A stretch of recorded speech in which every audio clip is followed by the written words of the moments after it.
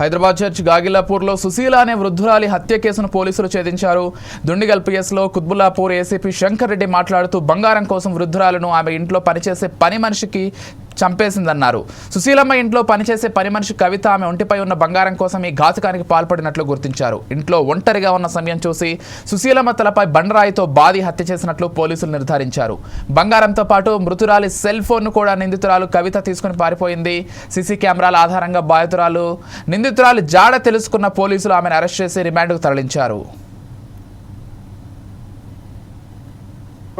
ఆనవాళ్ళు లేకుండే కానీ ఆ ఇంటి పక్కన ఉన్నటువంటి శ్రీకర్ రెడ్డి అని చెప్పేసి ఒక వ్యక్తి అంతకుముందు గతంలో ఆ శ్రీకర్ రెడ్డితో మేము అక్కడ అంతకుముందు ఒక 4-5 months కింద ఒక మర్డర్ జరిగింది. అక్కడ ఆ పొలాల్లో మర్డర్ జరిగినప్పుడు ఆ మేరీమాత గారి విగ్రహం ఉన్నప్పుడు శ్రీకర్ రెడ్డి అనే వ్యక్తికి మేము శ్రీకర్ రెడ్డి ఇక్కడ చీకటి ఉంది, టెంపుల్ ఉంది కదా, ఒక సీసీ కెమెరా పెడితే బాగుంటుందని చెప్పేసి మేము అప్పుడు రిక్వెస్ట్ చేశాము.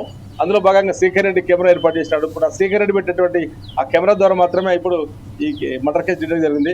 అందరికి అప్పీల్ చేస్తున్నాము. వీళ్ళని కనుక అందరూ కూడా ఎవరైతే షాపులు ఉంటాయో, ఎస్టాబ్లిష్మెంట్స్ కానీ లేకపోతే పెద్ద పెద్ద ఇల్లు వాళ్ళు కానీ అందరూ కూడా సీసీ కెమెరాలు పెట్టుకుంటే మాత్రం బాగుంటుంది.